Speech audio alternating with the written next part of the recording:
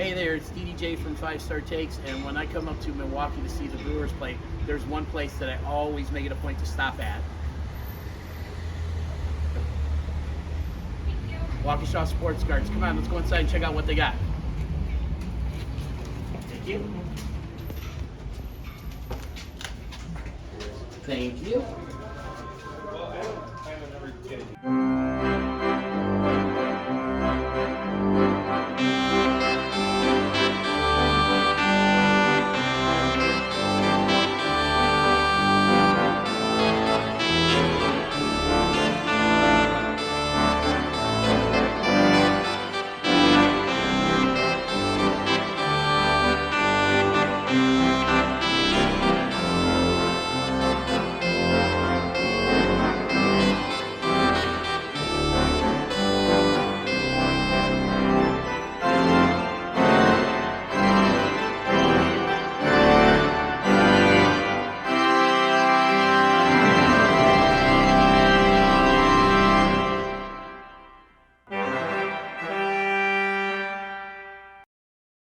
Be sure to stop by one of their 3 locations or go to www.waukeshasportscards.com. This very special episode of 5 Star Takes is dedicated to the memory of one of the greatest of all time, Harley Race. Alrighty, guys. Well, the day is finally here. It's only taken us a few weeks, but we finally have gotten the prince, the son of the legendary Harley Race, Justin, on with us tonight. Justin, we have been waiting for this for quite a while, and I know the guys and I are very excited to pick your brain and hear some stories about your dad. So we're just going to go right to it. We're going to go right to our intro video, and then as soon as we do that, as soon as the intro video is done, we're going to go right into the interview. So hang out, guys. Here we go. Sounds good. All right.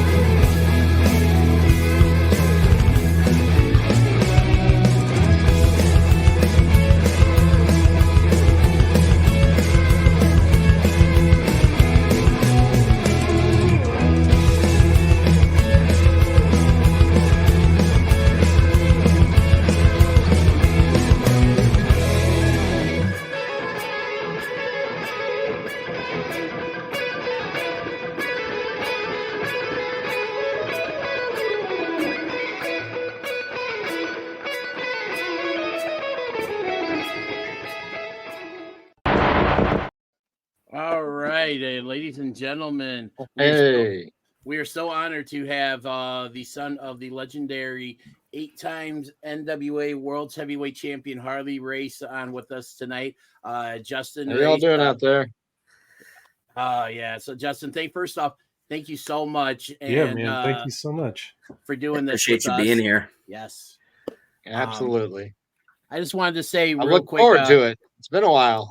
It has been. And I just wanted to say, I'm going to share just real quick the first memory I have of your dad, and that was actually the very first wrestling pay-per-view I ever watched. So I didn't get into wrestling until it was about early 1991. It was like the first one I watched live. My grandpa, who got me into wrestling, I went to his house and we watched. It was the Great American Bash 91.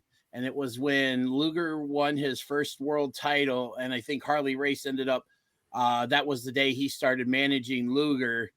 And, obviously he'd go on to manage Vader, do a couple of world title runs, in 92 and 93 and stuff. And it's just, I didn't really know much about him then. It's just this guy who used to be a wrestler, but obviously with the advent of, the WWE Network, YouTube, Peacock, and having been able to go back and watch like a lot of his older stuff, obviously, the steel cage match against Flair at the arcade, WrestleMania 3 against the Junkyard Dog, which is something I want to bring up a little bit later. It's just a good story about that. I definitely cannot wait to hear that and stuff. But your dad was just such a legitimate badass. And one of the things I really liked about him was the fact that when he did his promos, he didn't have to yell. Like, he just spoke and you listened. Yeah. Well, he had that gruff voice, and he sounded mean, but he wasn't that mean. Funny, I'll tell you one thing about him making promos. When I was little, I'd stand behind the cameraman and jump up and down and make him laugh while he's doing his promos. And after 4 or 5 times of this, he'd tell my mom, "Yvonne, get him out of here. I don't want to be here all day." Oh wow! So Couldn't keep a straight face with me back there going like this to him. So, I mean, was that common? I mean, were you in the studio a lot when they were taping? Was that all local Oh to yeah, you?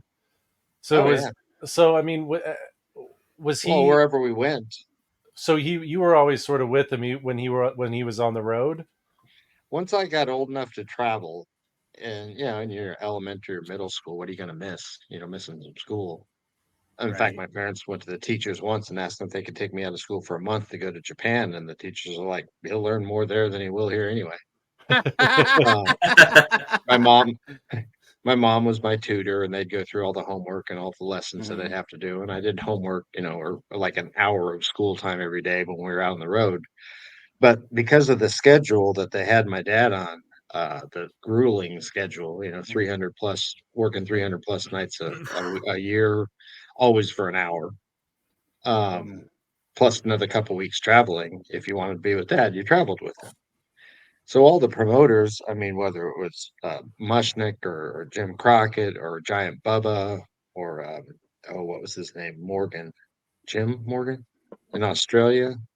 Morgan might be wrong. I can't remember, but they would fly my mom and I with him so that we could all be together. So people always think, well, you never, your dad, that was cool and all, but it must have sucked growing up without having a father around. And I said, no, actually, we spent a lot of time together. It just wasn't at home. Yeah. It was in hotel rooms and museums and sightseeing places and, of course, auditoriums and arenas and whatnot. Was that common at those times? Did you see like families traveling with the wrestlers more? No, okay. That's just one of the perks. No, I mean, yeah, okay. When you're the boss, you do what you want. Gotcha. And so, yeah, I'm sure I met some of the guys, some of their kids and stuff, along the way. But, Dad, I was in the dressing room. I always like to tell people I grew up with a bunch of 300 to 400 pound uncles. Wow. Yeah, literally, I'd be in the dressing room, and my mom might, be out with a friend or one of the other wrestlers' wives was there, but didn't have the kids with them. And being an only child helped too. They only had one of me to drag around. But when Dad went out to work, he'd tell Brody or somebody, say, "Hey, watch him while I go out there." So, as what's his name said in Home Alone, I was 7 years old, and I could get in a lot of mischief. Home Alone. Tell you what, no mischief was coming to you with that amount of firepower backing you up. Goodness, I mean, they were all nice to me. Oh yeah, I get to because they knew they'd have to deal with your dad. It's got to be one of the most. When you were at school, they were very nice babysitters. But yeah, even when you were at school, any of the bullies, you could be like, "Yeah, my dad can beat up your dad." So. I only got to play that game once. And how did that go for you? Kindergarten or middle. Well, they were doing the "my dad can beat up your dad," and I said, "Well, my dad can beat up your dad," and all the guys looked at me and said, "No shit, you can't." I mean, so that was just the Trump. That was my one and only time ever playing that. Yeah. Wow. Yeah, of course you can. Well, anybody. it even got me out of situations sometimes. When there was when I was a little older and there was an actual fight. I was a state and national champion wrestler, and I could handle myself. But there'd be a fight going on, or somebody wanting to fight one of my friends or whatever, and they didn't do it because they were afraid of me because of who my dad was. They kind of associated me with my dad. Like, don't mess with him. His dad's Harley Race, and I'm like, yeah, don't mess with me. My dad's Harley Race. Yeah, that helps. Well, anybody whose dad is someone that Andre the Giant was afraid of, that's got to carry some credibility. Yeah, well, I don't know as much fear. It was just a lot of respect. Yeah. Andre he really respected my dad. He was just like all the other guys. You better listen to Dad in the ring, or he will make you listen to him. But Andre was a real nice guy. He was a good friend of the family. He'd come in town here. In Kansas City. And he'd come in town sometimes, even when he wasn't wrestling. I mean, when there weren't any shows going on, just to hang out with the family. And there's a big and tall men's store downtown, and they made clothes for Andre. Oh wow. And so a couple days before he'd come in town, Dad would call him up. That big son of a bitch is coming in town again. Get ready to make some boat covers. Yeah, I was gonna say, like, the amount of fabric that poor Taylor is gonna Yeah, fingers gonna have arthritis by the end of that week.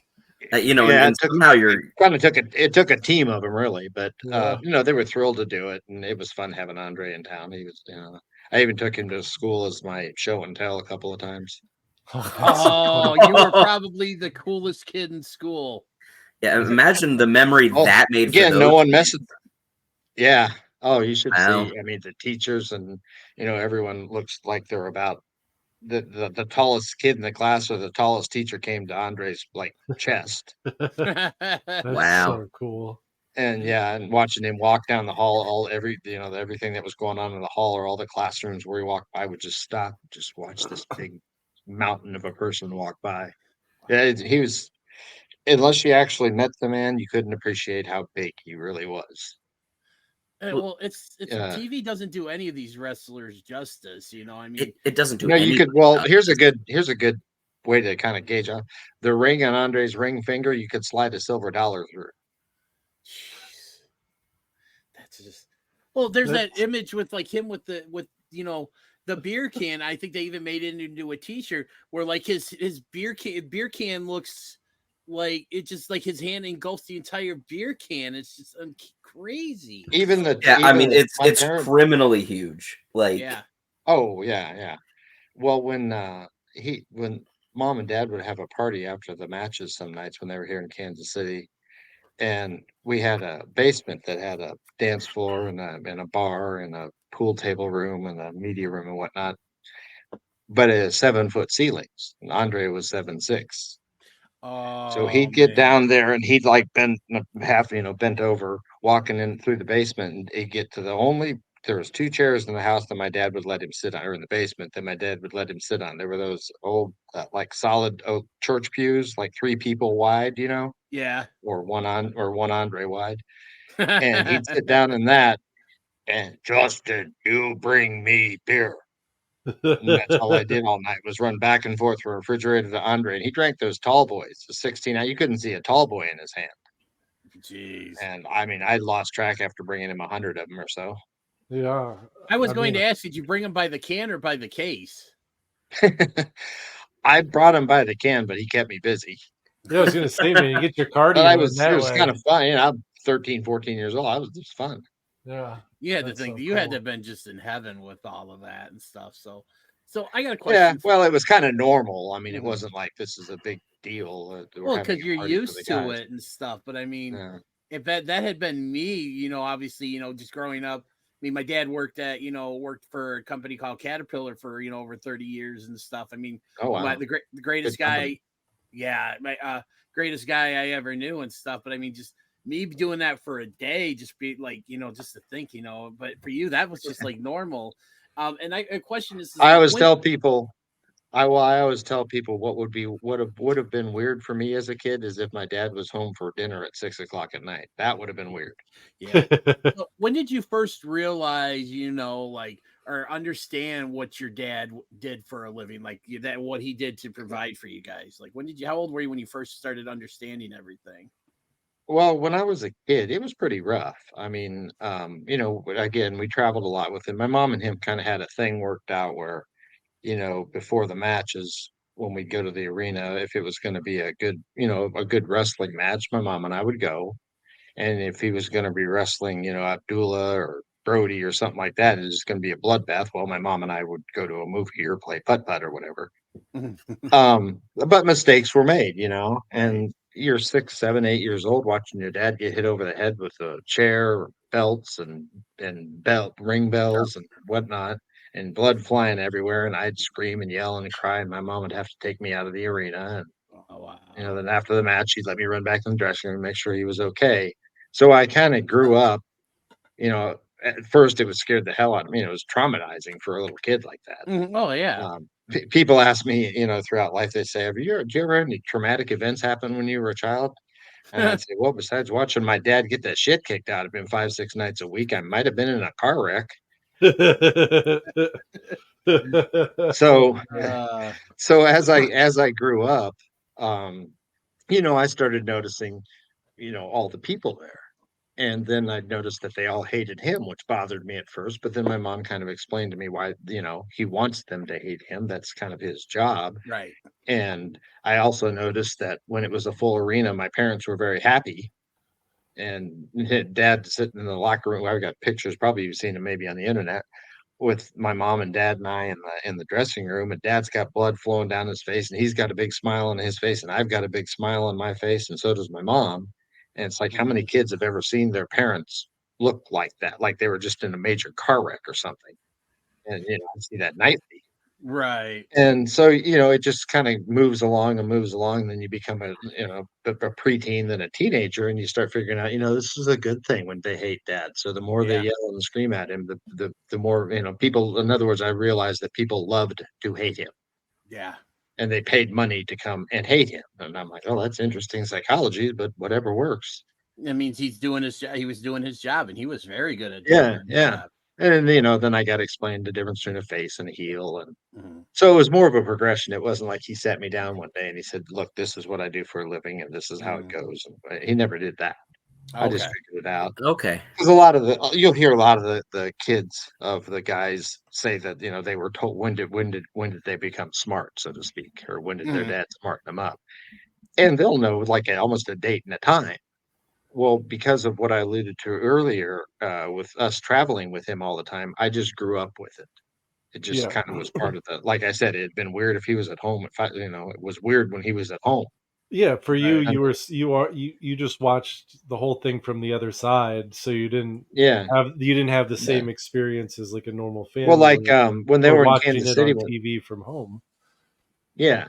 Well, like, when Dad and Rocky Johnson would wrestle, this was at Memorial Hall down in Kansas City, Dwayne, The Rock, and I played, back behind the stage, and we'd peek through the curtains and see what our dads were doing and then try to act it out behind the stage on each other.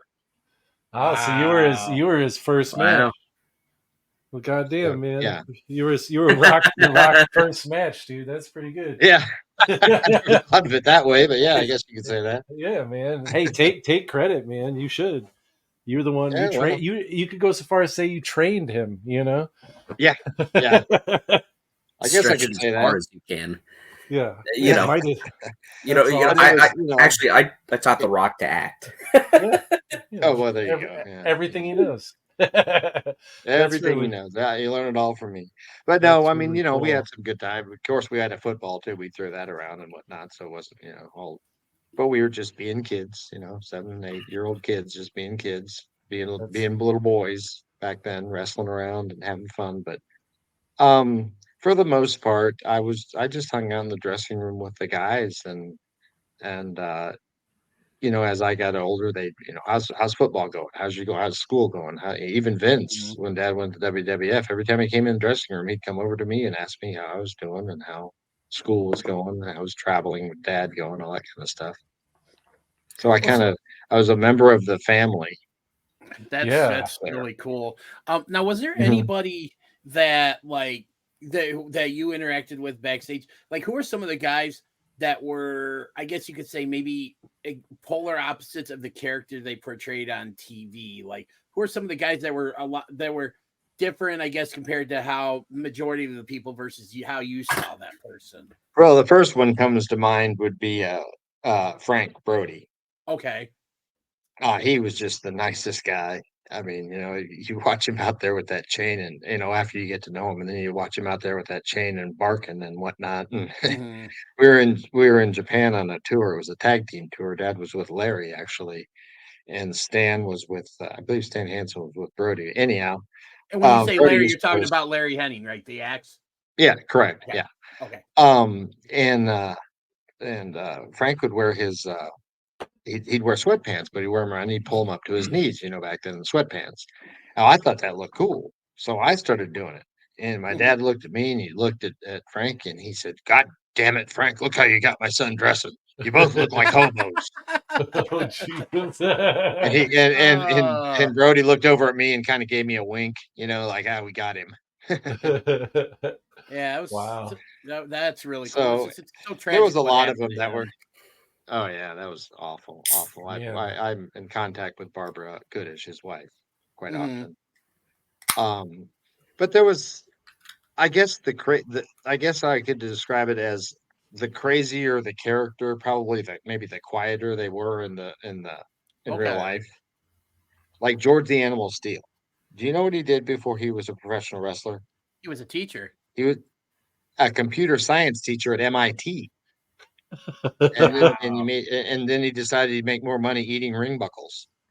Yeah, my best friend actually got to know him a little bit through a mutual friend. So I heard a lot of good things about George. Well, then there was some that were exactly the same. Bobby Heenan, he was just as funny on the mic as he was. Oh yeah, that's awesome. Yes. He was just as funny on the mic, around the ring, or in the dressing room, or anywhere he went. He was just like just a one-line stand-up comic. He's my goat. Everything He's that one of came my out of that goats. guy's mouth was funny. He was hilarious. That's so cool. Now, were there any of going back to the mention with like the kids of the other wrestlers? You mentioned, Dwayne Johnson. Was there anybody like of there any of the kids of the wrestlers that you got to be like really close with while on the road?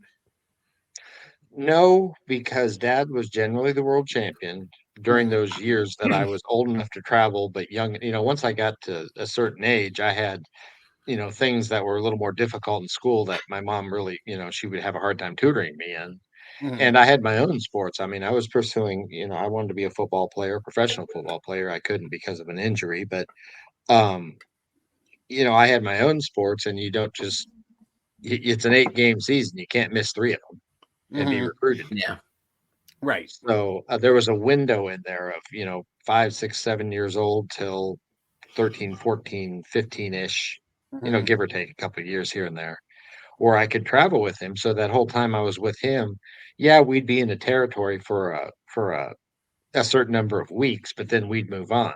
All those guys just drove from town to town to town to town, and we'd fly into a territory and rent a car and drive to a couple of towns. And then we'd fly out to another territory. And by another territory, I'm meaning Australia or Japan or Europe, or where I think I was in 10 countries before I was 12 years old.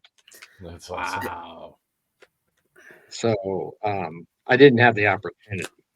It's not like we didn't live there. We weren't always in the Texas territory or in the Mhm. Florida Central, territory, whatever. We were never there long enough for me to make, friends like that.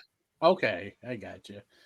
So, one of the things I kind of wanted to do with this episode here is some of the pictures that we used. I came up with that I found through your Facebook page. Which, by the way, I know how I found you was on an NWA group, and I just got so just fascinated with the stories you tell about your dad and the pictures. And I used some of the pictures to kind of promote this interview that we were going to do. And I kind of Sure. wanted to put a couple of these on the screen, and just kind of, if you wouldn't mind, throughout the show, just giving us a little bit. Hey, this is the background of this. So we're going to start with this one with you and your dad Peach here. So, like, yeah, just talk He, about this he, picture. he, well, he even smoked while making a sandcastle. That was, Andy wore the same trunks. If you're looking at those closely at those trunks, he wore those in the ring. Um, Oh wow. that was probably in Hawaii, which was kind of one of our. I know there was, Peter Maivia ran a promotion there, but Dad never wrestled there. Mm-hmm. That was kind of an oasis for us. That, our lake house in central Missouri at this lake that we had, were places we would go where Dad wasn't working, and we could just be a family and just be normal people for a bit.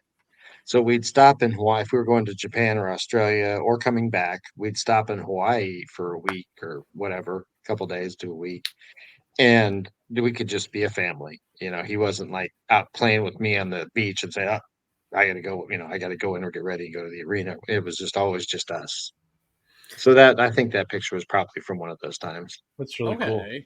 So, All right. so nowadays people are a little bit less afraid or anxious to approach wrestlers because the Mm. the business is a little bit more out, obviously, than what it was back then. Yeah. What was it like for you, especially as a kid walking around, and were people recognizing your dad? Were they trying to talk to him? Were they running away? What was that like? Yeah, there were people that were afraid. Unfortunately, just the caveat there. Unfortunately, the fans nowadays aren't afraid to approach the wrestlers, but the wrestlers nowadays, I've noticed, think they're too good for the fans, and that Oh, makes me mad. I Mhm. was taught at a very young age. They come up to the table, and we're just having dinner here in Kansas City. Just go out, talk about school or whatever, family things, and people would constantly come up and ask for autographs. And, every once in a while, my mom would say, God, I wish they'd at least wait until we finished eating. And my father would always say, and this is what he taught me, he'd say, Yvonne, that person paid for this meal. That person paid for the house that we live in. That person paid for the vacation you just went on. If that person didn't come to watch me wrestle or watch me on TV, we'd live in a tent. You're nice to those people, always. That's so cool. And you probably, if you've read some of the things that I posted, especially after the International Hall of Fame, I posted a lot about, all the credit goes to the fans, really, for Yeah. every success Dad had or I have because of it. The dad sat me down when I was old enough to, really know what was going on, and he said, "Son, throughout your life, you're going to have people that are going to recognize you or me or your name or whatever, and if they do, give them their 5 minutes. Let them ask their questions. Let them give you their opinions and their theories. Answer their questions. Tell them stories. Whatever. Give them their 5 minutes, because one thing I can tell you for sure, it's 5 minutes they'll never forget." And so That, I've always had that attitude. And if, saying, he said, unless you're late for work or on the way to an emergency room, you stop. And I always have. If somebody wants to talk about, oh, you probably don't want to talk about them. No, whatever. Ask whatever you want. I don't care.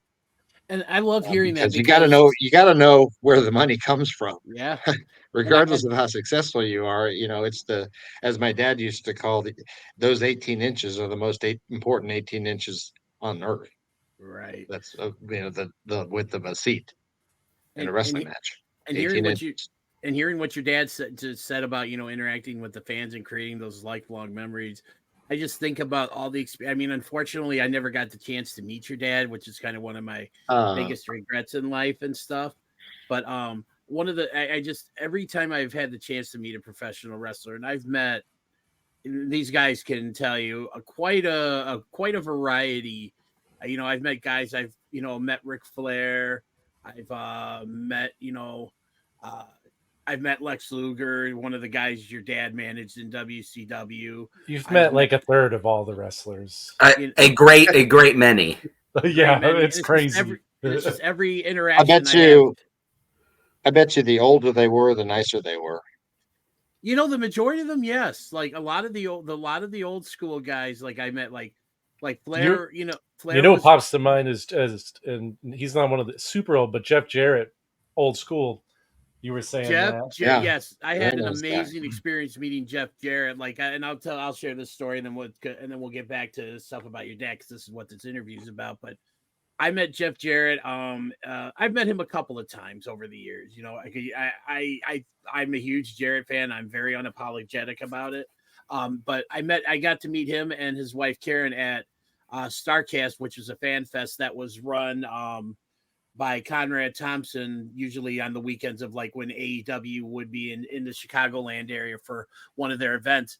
And I had just bought from like one of the stands at the thing at the event was like one of those foam, like the foam fingers, but I bought a foam guitar, for, promoting his podcast. And I'm like, when I go to get my picture with Jeff, I'm like, hey, would you mind acting like you're hitting me over the head with your guitar, which was his signature, and Yeah, yeah. and he was all about it. And it was like, it went from just yeah, I'll do it. And it's like, he's like, okay, you need to stand like this. You need to look like, he staged it perfectly and He explained it coaches, stuff. yeah. And it was just such a cool experience. Like, he didn't have to do that. Like a simple, just but just for him to take the time, it's like, okay, you need to stand like this and look like this, and he explained why and stuff. I just thought that's like one of the coolest experiences I ever had meeting a Tony wrestler. Atlas. Yeah, Tony Atlas had a very poignant. He said we were doing interviews during the International Hall of Fame, a couple weeks ago, and Tony Atlas said he said I always give people a good autograph, and you know who taught me that? That was Harley. He said back when I first started, your dad didn't care how long the line was. He'd sign him a good autograph because he'd always these people work hard. They work hard for their money. They're willing to pay the money to come and see you wrestle. You don't do one of those little scribble things. You give them a good autograph. And so Tony said, he said, even to this day, every time he autographs a picture, he thinks of my father.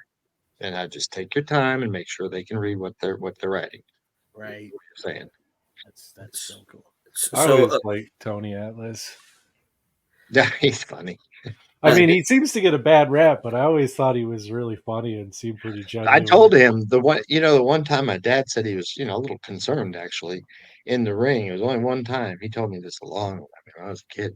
He said one of the first times he wrestled Tony had him up for a slam and pressed him 3 times. And my dad was up there going, "Holy shit, this guy's strong." Yeah, it's crazy. That man is huge. Yes, and he still Tony is also to told this us. day. Well, Tony also told a story. Was it Stan? One of the promoters wanted him to go to the ring in his posing. He was a bodybuilder in his posing bikini thingy. And he's like, "What do you want me to do?" He said, "Something different, dude. Just do that." Well, he's wrestling my father. So they get out to the ring. Dad takes his robe off and turns around and sees Tony in that bikini. What the hell is that?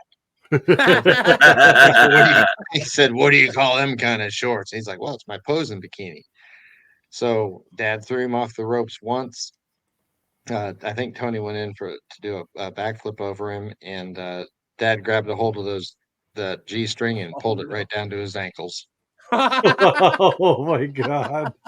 Tony's down there grabbing him, trying to pull him up, and my dad grabbed him, put him in the headlock. "Don't ever come to the ring like that again."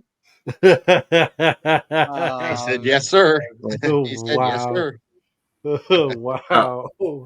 I just heard that story. I hadn't heard that before. That's cool. Wow. You mentioned obviously, growing up with your dad, traveling around, and you have like a very interesting and intimate, relationship with the business that a lot of people do. A little bit earlier, you mentioned that, a lot of the newer wrestlers aren't, okay with dealing with fans as much as what they might have been, back then. What do you think has changed? Oh, just society in general, in one respect, I think. They think that, the people, rather than, it's kind of weird to say, but rather than them putting on a show or whatever for the fans, and the fans are the one that signs your paycheck ultimately, they now feel more like it's an honor to see them in the ring, if that makes sense. Yeah, And like back a in my mentality days, shift. they weren't honored to see. They didn't feel like they were honored to see the fans, and that's how I've always treated it. When people come up, "Oh, it's an honor to meet you. I love your dad." So I said, "No, really, and honest to God truth, it's an honor to meet you." Yeah, so we talked about this a little before we started recording, and I prefaced it because I wanted to, I had a question for you, but it was going to be based on how you answer this question. So earlier this year, the Iron Claw came out. In fact, I actually just watched it over this past weekend or last week, just to kind of, because it's been a little while since I watched and stuff, and I kind of wanted to try to remember, your dad's portrayal in the movie and stuff.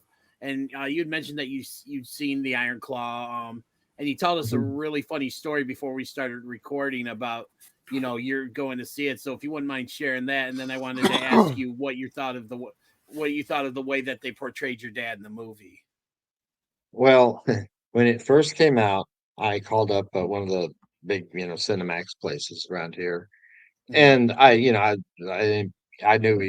he would meet with me, but I'd have to go meet with him in person to actually get anything done because anybody can call up and say they're Harley's son. Right. And so I went and met with him, and he at first I said my father is portrayed in one of the movies at your theater, and he asked which movie, Iron Claw. Who's your dad? And I told him. He said, "Oh my God, I used to watch him with my dad when I was a little kid." You know, the thing that usually happens when I meet someone. Yep. And so he ended up like having an afternoon showing that was just for us, me, my mom, and then anybody we wanted to bring, and Mhm. all free. Everyone didn't free to get in, and we all got to watch the movie together for the first time. It was pretty cool. Yeah. As far as Kevin Anton, I think he did a great job portraying my dad. I mean, Mhm. that you got to think about that movie. It was a very good movie about a very, very sad tale. Oh my And Oh, god, it's that's hard to I heartbreaking. cried like a do. baby during that movie. Yeah, I mean, to make a great movie, but have it humorless, pretty for the most part, and have Tragic. it not have the happy ending and the hero go off into the sunset. Mhm. That's a tough job to do, Well, and I think they did a good job on it, really. I mean, didn't the directors say he had to like take one of the brothers out because it was just too much tragedy for Yeah. the story? Yes. Yeah. Yeah, And yeah. it's Yes. like, Well, I did a podcast with Ross and Marshall Von Erich, Kevin's sons, Right.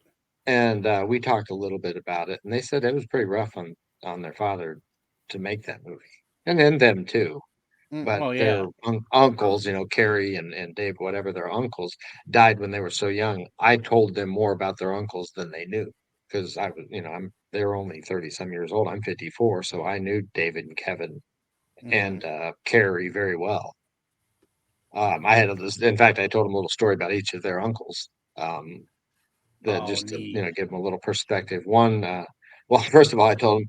First of all, my dad said he's wrestling that goddamn Kevin's like wrestling a kangaroo, and they got a kick out of that because, of course, it's their father. yeah. And Right. David, when we were in Japan one time, my mom and dad wanted to obviously just go their own way and be by themselves. So David took me out for the day, and he took me to a pachinko parlor. The pachinko, I don't know if you know what it is. It's like a Mhm. pinball machine, but it's Yes. gambling, kind of like a slot machine, Yep. pinball Mhm. slot machine kind of mixture, but it's gambling. Here, I'm 7 years old. I'm not supposed to be in there, but who's going to tell David Von Erich no? And I won $27. No. And David was scared to death that my dad was going to find my dad and mom were going to find out where he took me. So he kept the money, and he told me if I ever wanted to buy some, just come up and tell him, and he'd give me a couple of dollars of my $27, and I'd go buy something. And we kept it secret the whole time. Mom and dad never found out. Until your mom watches this podcast. Well, yeah, she knows now that I've been telling all these stories. What that yeah. Well, I'm writing a book, and actually, in what talking with negotiating with a publisher right now called "Don't Tell Oh Your Mother." wow. Oh And wow. it's exactly that. Don't tell your mother. All Oh, the that's things that he and great. I did. My mom's writing a book about her and him called Life with a King. And it's like a memoir, more like their lives Mhm. together and whatever. My book's just a bunch of funny, things that dad and I did that after it, don't tell your mother. Well, when those come Oh, There's out, that's or when great. they're about to come out, we'll have to have you back on to Oh, promote them. absolutely. Yeah, that would be great. I'd appreciate that. Yeah, We absolutely. left just a quick one. We left somewhere in one of the Carolinas. And back in the 70s, they had these Jeep Wagoneers. I know they've started making them again, but they didn't make them for a Mhm. long time. Back then, when they made them, in the glove box, there was a switch, and it was normally on green, which meant it was a four-wheel drive. Now, this is the 70s, so people didn't care if a car got 1 mile to the gallon. Um, and you turn the switch to emergency onto red, and all four tires would pull at the same time. It was like a tank. Well, Flair loved Dad, so he bought it, and Dad bought a new one. So we're leaving this arena in the Carolinas somewhere, and Rick pulls out of the parking lot in front of us, and Dad and I pull out behind him. He stops at a stoplight. Dad stops behind him. He looks over at me. I wonder how powerful this thing is. I thought, oh boy. So he reaches in, flips that thing on red, and pushes Rick right through the intersection. And of course, your natural reaction is for him to put the brakes on. So you've got, smoke going and tires squealing and blue smoke flying everywhere. Finally, Rick realized that the brakes weren't going to work, so he went onto the accelerator. So it went from being like a tug of war to a road race. Well, of course, the police officer saw all this happen. So he comes roaring up behind us. Dad looks up in the rear view. Oh, shit. And we pull off. Dad, Rick get out of the car. The cop gets out of the car and starts walking. They start walking towards you. Of course, I'm a nosy little kid, so I get to get out and run around and see what's going on. And the cop sees who he stopped, and his jaw drops to the pavement, and he grabs a hold of that radio and he calls for backup, APB backup. But he wasn't calling because he needed help making an arrest. He was calling all the other officers to come get autographs. Yeah. So now, 10 minutes later, you've got 10, 15 police cars all with their lights on, look like the side of a major auto accident, or they just caught some on the run felon or whatever. There's police cars everywhere. And Dad and Rick are signing the back of blank speeding tickets or whatever they could find to have him sign. They signed all these autographs. And Wow. the cops started to leave. Rick got in his Jeep. Dad and I got in the Jeep. And Dad looked over at me. Don't tell your mother. God, if that's just one story that's going to be in that book, I can't wait to see what else is going to be in there. Well, in doing a lot of podcasts and stuff the last several years, my mom I'll get done with the podcast and she'll listen to it or whatever. You guys did what? I'm 54 years old and she's still finding out stuff that I did. Well, yeah, you'll have to let me know when she watches this, because I would definitely love to get her reaction to some of these stories that she'd probably be hearing for the first time. Oh yeah. There's been a couple of them. I'm like, you didn't know that? She's like, no, I didn't know that. I was like, oh, well, he told me not to tell you. Okay, so I want to bring up another picture here, and just if you could give us a little bit of a background here. And this is one that I really liked here. That would be Dad and I preparing to deer hunt. Yeah. I think I was just old enough to take my hunter safety course, and I think it was my first deer hunting. This is in Wisconsin, and in fact, this is my mother's mother, so my grandmother's kitchen. And of course, back then, over my dad's shoulder there, you see the one phone. That's the one phone in the house. Yeah. And Dad and I, that's just how we too. were together. We were buddies, we were That's friends, we were awesome. pals, and we were just being goofy. And I suppose my grandma or somebody like that was taking the picture, and rather than just getting the picture taken, Dad and I went, that's just how we were. So we were good. We were good friends. And that was kind of one of the things that, like, the vibe that I got, like you said, reading your stories that you would post online, about your dad. It's just, I got that connection that, like, you guys were very close. And coming from someone who's, I was pretty close with my dad as well, too. I mean, I was closer to my mom, but I was, my dad and I had always had a great relationship and stuff. And it's just, excuse me, it warms my heart to see, that kind of same thing, with.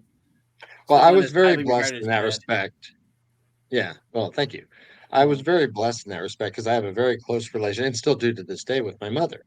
Because we traveled together. Yeah. We were. I don't want to say we were Dad's luggage, but wherever he went, we went. At night, he went and worked, and we either went to the matches or went and did something together.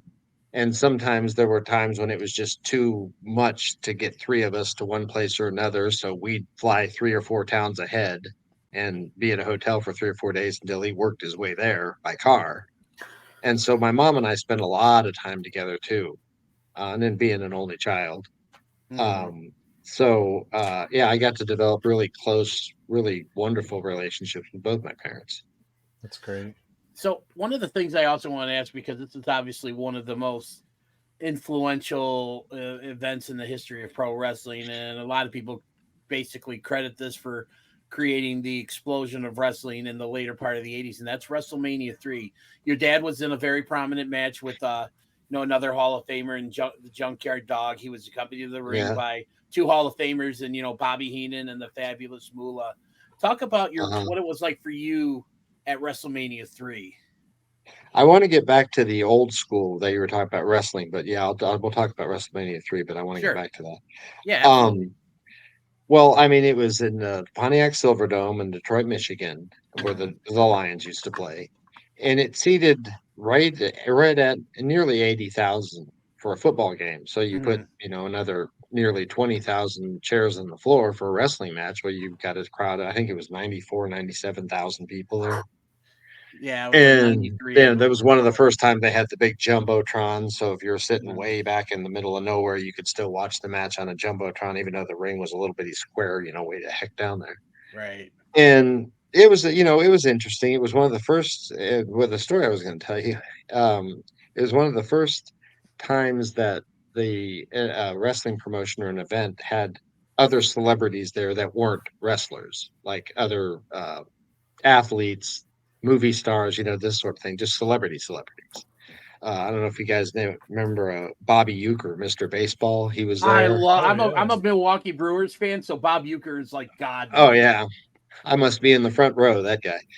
And Alice Cooper was there with Jake the snake, and they had their own little dressing room because they had snakes crawling everywhere. And Junkyard Dog is deathly afraid of snakes.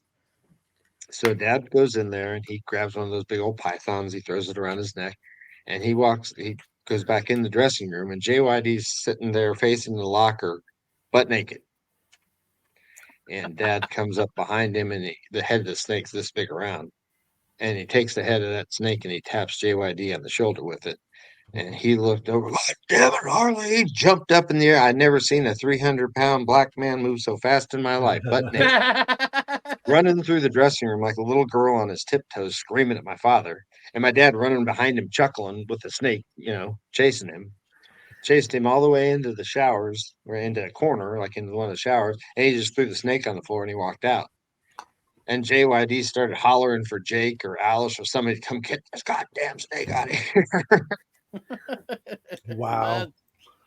So JYD got quite a fright, but that was always kind of a story that they told in the dressing rooms after Dad. Dad was definitely one of the ribbers, not the ribby. Yeah, as far as the guy, he was always playing jokes on somebody. He just had fun. I mean, you're going to travel with these guys and you're going to beat the hell out of each other in the ring every night and then do it the same the next night. You might as well have fun with them. Yeah, That's absolutely. awesome. Absolutely. So JYD never lived that one down, though. All the guys mimic him running like a little girl running through the locker. So one other thing I wanted to ask. But that was as far as WrestleMania 3 goes. Yes, that was, the first big WrestleMania pay-per-view, all this kind of thing. But what I was going to, when we were talking about this before we went on the air, one thing about, and I've noticed, and one of the reasons that I've started to get a lot involved in the business again, is old school wrestling is coming back. Yes. I can't tell you how many 20-some-year-old kids come up to me and say, "Your dad's my favorite wrestler," and I'm like, "He was retired before you were born," and YouTube. Yeah. And so I started years ago, and then and it just gets more and more every year with technology. Yeah. That you could see just about any match you want at it from any time period, except like the '60s before they even had Super 8. And so people, young and old, are starting to watch these older matches and started realizing the difference between Abdul the Butcher, hiding the little knife thingy in his waistband and pulling it out and gouging my dad and blood going all over the place. And nowadays they got a 10-foot ladder in the middle of the ring. It's like, where the hell did the ladder come from? So back then it was, it was kayfabe, and it was more interesting. It was more real. It was a wrestling match, not a production, not a show. I agree. And old school wrestling is really making a big return. And with the return of old school wrestling, of course, my dad pretty much personifies old school wrestling. So, I mean, he's probably more popular now than was world champion when he was the world champion in number of people that follow him. Yeah. Or that follow me. I mean, I have hundreds of thousands of people that follow me just because they like to see. They can get the matches and they can get the pictures of him wrestling off of Google or YouTube or whatever, but they don't get the pictures like I put out of, Dad and I fishing, or what Dad was like on Saturday morning watching cartoons with me, or what, or the stories behind him. Yes. Yeah. Okay. Because, celebrity's not, it's not always fun. No. you see the people, they get out of the limousine on the red carpet and everyone's just smiling and joyous. I mean, many times we've taken a limousine to like a charity event or whatever. My mom and dad argued the whole way there. And I mean, I'm a little kid. And I remember the first time I ever saw a car phone. It was in a limousine, and I asked the driver. I said, "Yeah, use it." I'm calling up my friend. Yeah, I'm real. I know I'm in the car. I swear to God, I'm in the car. And we get to the event, and mom and dad had it out the whole way and whatever. But as soon as the door opens and the flash bulbs go off, you smile and you're the Happy Race family, That's awesome. So, and you put on a big front. So I'm also I'm in my mid 40s. I'm a kid the ultimate kid at heart. Saturday morning cartoons were like a staple of my childhood. I think it's the coolest thing that your dad Harley Race watched Saturday morning cartoons with you. What was his favorite? Oh, Wile E. Coyote. Yes, I love me some Wile E. Coyote and Roadrunner. That stupid son of a bitch coyote, and you ever gonna catch that thing? I'm a little kid going, Dad, that's kind of the point. No, he's never going to catch him. That's the point. But yeah, he loved that. There was some he thought was Woody Woodpecker, that kind of stuff. And then he also liked what were they called? Looney Tunes. Okay. He liked Elmer Fudd. He thought Elmer Fudd was great, and Yosemite Sam. Yes. I always like the Sam the Shepherd dog and the wolf. Oh yeah, Ralph. I love it. Yeah, that was always great because they would always just the be guy about that the stuttered. point. And the they which get one? to the big chicken that Bud? stuttered. Foghorn Leghorn. Yeah. Foghorn Leghorn. Yeah. Dad liked him too. So there was, it wasn't like he was just sitting there begrudgingly going through this on Saturday morning with his son. He sat there and he'd chuckle and laugh with him, and he just enjoyed spending time. When Dad was at home, when he was actually off, it was always kind of like a vacation. I mean, I even took days off from school. My mother didn't know it. He'd come, I'd go to school. She's gonna know now once she watches this. Oh yeah. She might. I don't know if she knows that or not, but yeah, he'd come pick me up at school like 9 in the morning. I'd just be paged, Justin need to come to the office, and I'd go to the office. And Dad's standing there. I'm like, what's going on? He said, come on, you got a doctor appointment. Oh, I do. And he'd like go, you idiot. Yeah, just come. And so we'd leave and we'd go fishing or go just goofing around all day or whatever. And then after school, he'd just bring me, at 4 or 5 at night, we'd show up at home, and I picked Justin up on the way home from school. We'd been out goofing around all day. Well, that's awesome. All right, so I got another picture, and then I think out of all the ones that I've seen you post, this was one of my favorites. So I definitely want to hear the story behind this. So I kind of know, but I just want these guys to hear, and also our audience to hear. But this one right here. Well, that is, it's hard to see, but that is the first Harley Race doll ever made. It was made in Japan, and they just made it. In Japan, there's different copyright laws. They can make a record or an album or a doll of anyone they want, and you're not violating any copyright laws in Japan. So my parents had taken me to this toy store to buy Japanese toys, Ultraman and Godzilla and all this whatnot. And I'm looking at all the action figures, and I'm like, that's Dad. So I grabbed it and I found my parents in the toy store. I said, Dad, look at you. And so that's us checking out with it on the way for my they always had like this entourage of people traveling around with us, the office boys, the young Japanese kids that were breaking into the business, carrier bags, translators, this kind of stuff. There was just like a 10-person entourage everywhere we went. So that's us checking out at the checkout. He's paying for his own doll, his own action figure. The woman at the cash register, she didn't know what to do. She, oh my God, that's him. And then they were on their way to see a Japanese lawyer about why the heck no one ever asked him if he could make a doll about him. And the lawyers told him about the copyright laws and whatever. My parents decided that it was much more important that some of the Japanese kids got to have an action figure of their hero and to play with their hero than any money that needed to be involved. So they just never really pursued anything or whatever. But that was the first Harley Race doll. That's so cool. Just such a they're very hard to find nowadays. And if you can find them, they're probably worth some money. Yeah. Dad had one in his office. Well, he had one like still in the package. Then he had one in his office, like out of the package, that sat in front on his desk facing the chairs that were facing him. So Mhm. he say, so if I turn around and I'm not looking, he's looking at you. So one thing I wanted to ask is, I know your dad's career, I believe, kind of ultimately wound down. I want to say it was like 89, late 80s, early 90s is when he transitioned from being a wrestler to a manager. How rough was that for him? And how rough was that for you guys, like when your dad realized that, him, him doing this as a full-time career was pretty much done? Well, before that happened, it's pretty well uh, documented. He was in a match with Hogan. Okay, He was yeah, the I've king, heard this before. and he laid Hogan out on one of those 8 foot, like lunchroom tables. Yeah, The yeah. 8 foot. They're like the Formica looking top, the wood grain Mhm. looks on top and Uh-huh. whatever, and there's a little metal bar that runs around the inside of it. Well, Dad laid Hogan out on one of those. He was going to jump on him. Well, Hogan moved, and Dad went through the table, and he like hit into the ground, which wasn't so bad. But when he kind of pushed up, that metal bar that was underneath the table smacked back and hit him in the gut. And he didn't Oh. know it, but that it had done a lot of damage. But about 3 days later, he was at my place, and I walked in and I found him passed out in a fetal position and lying there on the rug in front of the TV. I thought he was dead.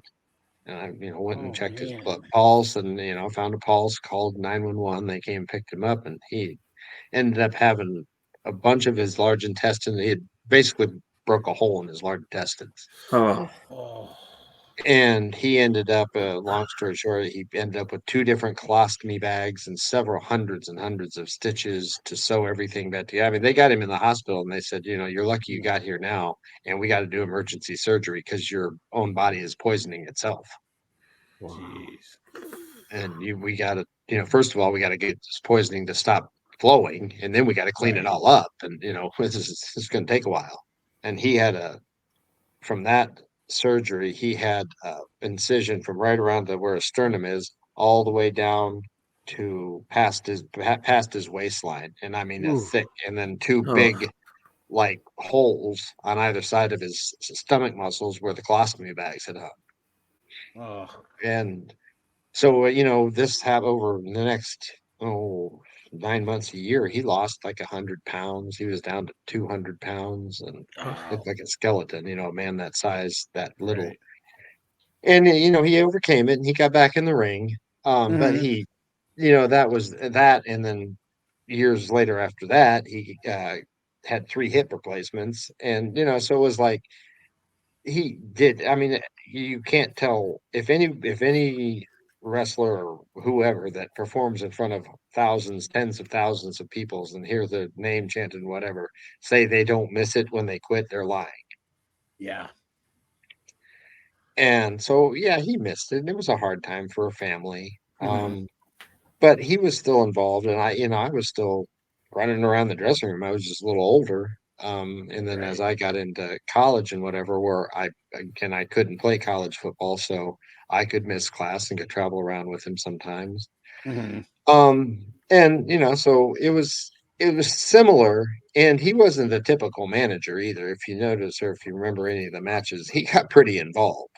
He Yeah, wasn't. I mean, I was actually just Bobby watching. Heenan, God bless Yeah. his soul, when the opponent came after him, he, weasel, they called him the weasel, and he, Yep. run and scared away. When Luger or Vader's opponent came at Dad, he just stood there and said, "All right, you want a piece of me? Let's go." Yeah, I was actually just watching. I want to say, I think it was Halloween Havoc. I think it was 92. And he was the one of the 2 referees, and I believe it was Rick Rude's match against Chono for the NWA title. And I know it got a Mhm. little physical there. I think he got a little physical with Kensuke Sasaki, and then obviously seeing the bumps he took from guys like Sting, Ron Simmons, and Yeah. stuff while he was managing and stuff. And it's just, when Well, you were telling, oh, go ahead. I'm sorry. go ahead. No, no, no, I'm sorry. Go ahead. I was just gonna say, like, I was kind of wondering here the story, that you just told about the match with Hogan and what happened, with the table and stuff. like, and then hearing that he came back, I was kind of wondering in the back of my mind, well, how was he able to? Because he took some pretty good bumps, for a few years there when he was managing in WCW. Oh, the guy had unlimited pain tolerance. Yeah. I mean, that was one thing about my father is that nothing hurt him. Hmm. Nothing scared him, nothing hurt him, nothing raised his heartbeat. He was just mellow, never talked. And the only time he ever said anything, it was either hilarious or full of wisdom. But for the most part, when Dad started to talk in the dressing room, everyone quieted down because Harley was about to speak.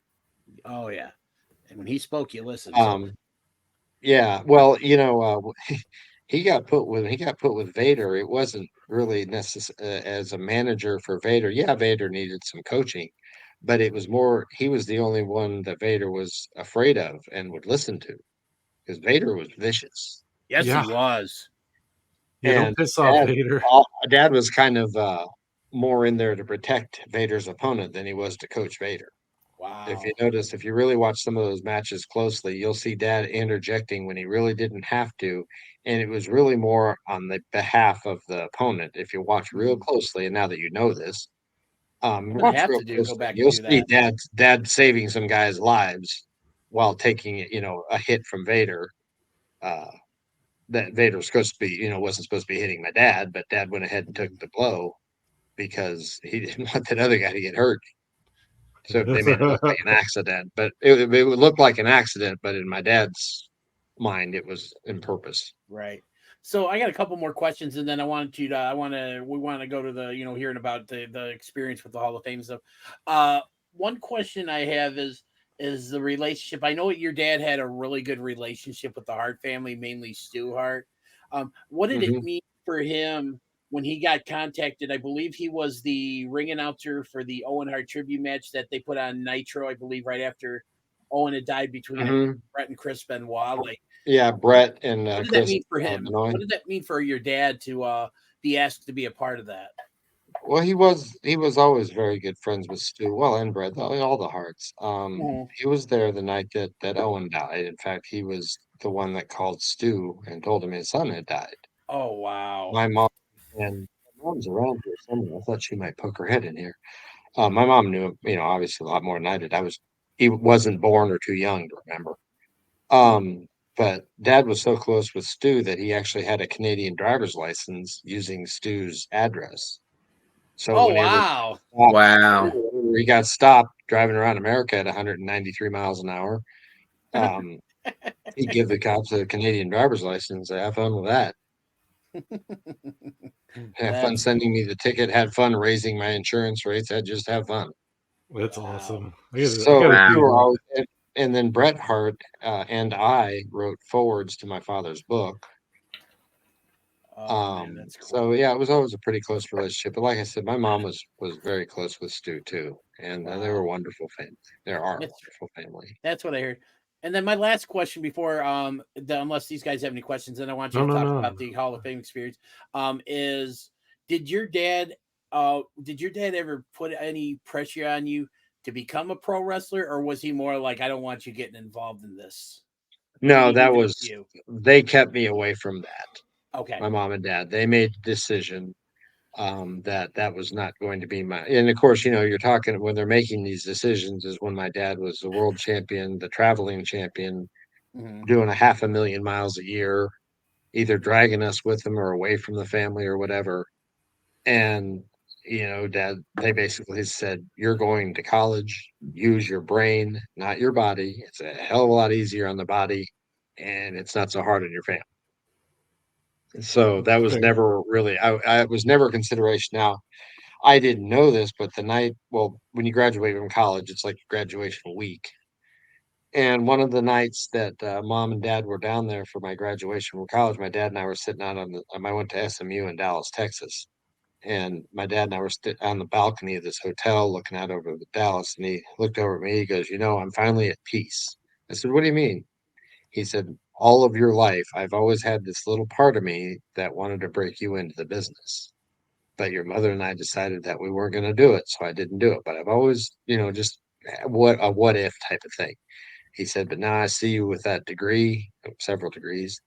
and the opportunity that lays in front of you, to not be beat up, to spend time with your all the things that I missed out on and doing it how I did it. He said, I'm finally at peace that we made the right decision, and I'm very proud of you. And what did you That's get your awesome. degree? What did you get your degrees in, if you don't mind us asking? Oh, wow. Communications and Okay. can you hear me? Yes, I got communicating really well, man. I see what you did. I see what you did there. yeah. Uh, Sales, marketing, sales, advertising, and public relations, and then in the business school, I got an MBA. I have a minor in East Asian studies. I went to Japan for a year and studied Japanese. Oh hell yeah! Wow. Yeah, and other classes too. They were all taught in Japanese. Wow. So yeah, I've got a pretty good well-rounded business educational background, and that's what I've done all my life has been a businessman. So Nice. Okay, so last thing we're gonna talk about on the show is your father's induction into the International Pro Wrestling Hall of Fame in New Jersey that happened a couple weeks ago. Talk about that. Obviously, you showed us a little bit before we started recording. I know you had something you wanted to show our viewers as oh well yeah. too. Well, I went up there my mom and I went up there to represent my dad. Um, and Seth Turner, he runs it up there. A marvelous museum, just incredible. In fact, he had Yeah, a couple of things brought in. I don't know if you've seen the pictures. Dad's red, white, and blue robe. I saw that. He brought Yes. all that. He got all that from the archives. From Wow. what's his name? I can't remember his name. That runs the archives for the WWE, and he got Okay. all that stuff brought in especially for that. And just a marvelous museum, a great honor. Um, Tony was there, Atlas was there, Dan Dan Severin was there, Mm-hmm. Tito Santana was there, Mario was there. Wow. Um, it was just a really cool night. It was really special. I was very honored to, accept in my dad's honor, and that what they gave me was this. Let's see if we can get it in Yeah, here. you got. We can Hall of see it there. There you go. There. Look at that, guys. It's right there. Hall of Perfect. Fame ring. There we go. Perfect. I'm going backwards, so I'm like trying to figure out which way to go here. Hall of The Fame, Hall of Fame inductee. Then on one side it has the year, it looks year, like. and then the other side it has race. That's That's so Wow. cool. But yeah, it's a pretty cool ring. I mean, I wear it for this interview. I know it's not something that you wear around every day. it's kind of a But cool little and I conversation piece. yeah, well, I have never when I never ever have it on. Everyone asks what it is because it's obviously not just some ring you wear. It's an award of some sort. Right. I gave a about 30-minute speech about my father and he and I and my mom and traveling and growing up. And then my mom spoke for about 10 minutes and she told some funny stories about the way her and he met. And it was really well done. It was a very stylish, classy event. And beautiful hotel atrium. Mhm. Um, but it was an honor. Dad's been inducted into a lot of Hall of Fames, and I've been there for most of them. When he was around. But I'd never. This is the first one that I'd ever accepted on his behalf. That's so Mhm. cool. So it was pretty emotional. I had to run my speech through a couple of times. I mean, I speak in front of people a lot, so that's not abnormal to me. Right. But this type of speech was abnormal. I mean, anytime you talk about your parents, it's not like I'm talking about. I'm not giving a seminar in business strategy or something. Right. Yeah, Right. you're And talking personal stuff. yeah, so I had to go through it a few times to make sure that I tear up while I was saying it. And I did tear up a few times, and I think my mom did too. But it was just a wonderful experience. It's a great place. I encourage anybody that has the opportunity. It's in Albany, New York, and that's the International Professional Wrestling Hall of Fame, and it's open. It's open pretty much all the time. It's inside this arena. So whenever there's an event going on at the arena, of course, it's open for people to go in and tour the museum. Mhm. But otherwise, just call ahead, make sure it's open. But it's definitely worth it. They've got some stuff in there. Well, then the pictures that y'all saw, that green. Do you remember the picture like with my mom and I and the plaque that there was between us, and then Dad's red, white, and blue Oh robe? yeah, yeah, yeah, And yeah, behind that, there was a green robe that said "Handsome Harley" on it. yeah. Mhm. I'd never seen that before in my life. My mom had to tell me when that was from, and that was from the late '60s before I was born. Wow. I'd never seen it before. And then Handsome of course, Harley. yeah, handsome. That's when he was I handsome. never. Yeah, I didn't even know he was Handsome Harley. I was just. You didn't know that? I told him he got that name from me. Oh man, Actually, the Japanese gave him that name because of the blonde hair. That's Right. awesome. Gotcha. But that like the plaque, they have a bronze plaque of his that I got to, and my mom did too, got to write a message to him, to Dad, on the back of the plaque, and then once it's on the wall, no one will ever see the message again. Oh wow. Wow. So it's kind of a little So- tribute, and I think I might have taken a picture of the back of that and showed it. I mean, it wasn't anything that private. It's just, Dad, I miss you, and Mhm. I move forward every day with you, thinking about that type of thing. Yeah. We're like But that. it was really an honor, and Mom enjoyed it. I was glad that my mom she wasn't sure if she was going to speak or not, but she got up and she said her piece, and she did a great job. That's awesome. And we met some new Amazing. friends, and got to see Tony and Tito and those guys again for the first time in a long time. Got to hear the stories that Tony told me that I hadn't known before. The one about the bikini he was wearing, that kind of Yeah, stuff. that's hilarious. That's a man. great story.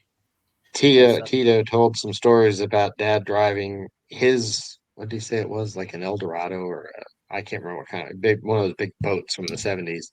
And Mhm. Dad told him, let me drive. And he said about halfway, when they got halfway to wherever they were going, he said, I'm never letting Harley drive one of my cars again. He said the whole way we went there, I kept telling Harley, this is as fast as this car will go. And the needle's completely buried.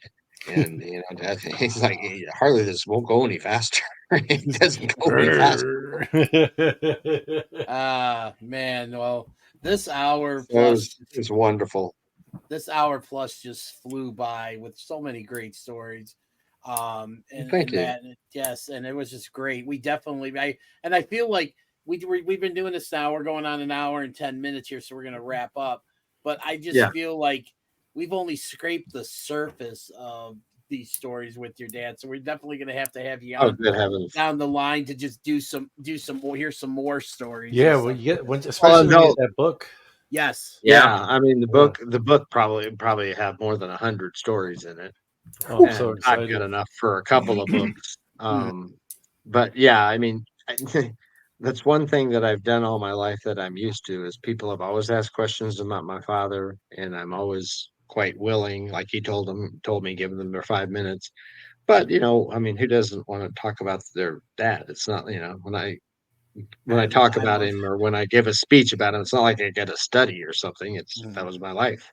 Yeah, I lost my dad about a little over 5 years ago, and yeah, I love talking about him because, but you probably the way you felt about your dad is probably how I felt about the way you feel about your dad is probably very close, if not exactly like how I feel about my dad. And we're lucky for that, to have fathers like that. We always got to remember that.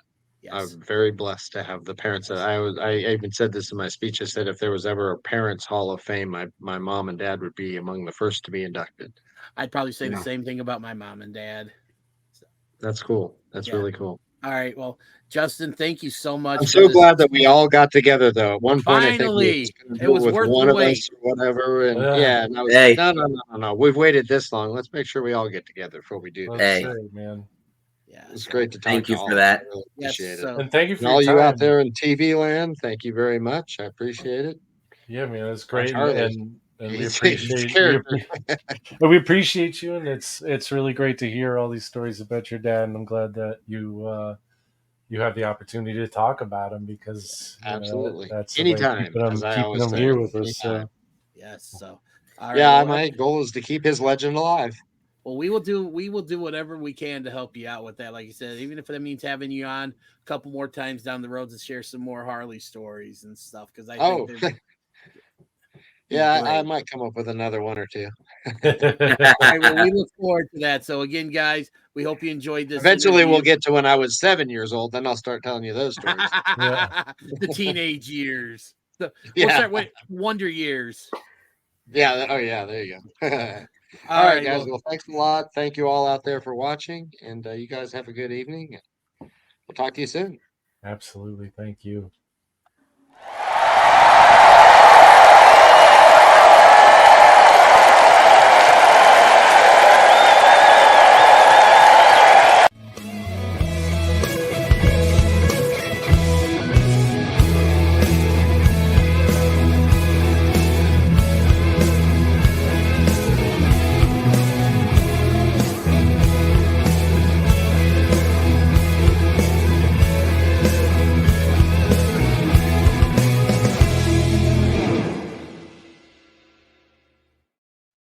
Man, I wasn't kidding when that hour flew by, guys. I don't know about Oh, I you. know. I looked at my watch. I'm like, holy crap! It's 9:00. Yeah. Sorry, bro. Legends of the Ring Sting, man. This is a great figure, old school figure. Looks great. It's Sting! Old school Sting from WCW. Guys, you know us, 3/4 of the Shooting Shit team, and we're here with a listener just like you guys. This is Jimmy from Super Powers Comics. My friend of almost 20 years. He's known him since you were 12. If you know people in Chicago, you probably know Dennis because he knows half the town, of course. But shooters, if you need action figures, comics, wrestling memorabilia, we just showed you Sting. Superpowers Comics will put up their QR code so you can get a good look at everything they have coming. Give it a shot, shooters. Get your superpowers on and get your comics from our friend Jimmy, who listens just like you.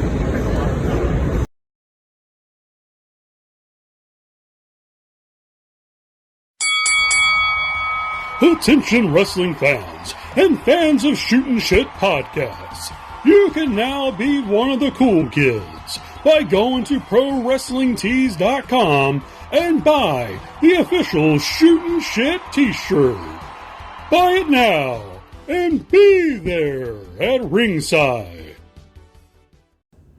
This episode and all episodes of 5-Star Takes are now available on YouTube at www.youtube.com/@5-Star Takes. Be sure to like and subscribe. Get all of your 5-Star Takes news and updates by going to our Facebook page at www.facebook.com/SHOOTINSHT. And as always, thanks for watching.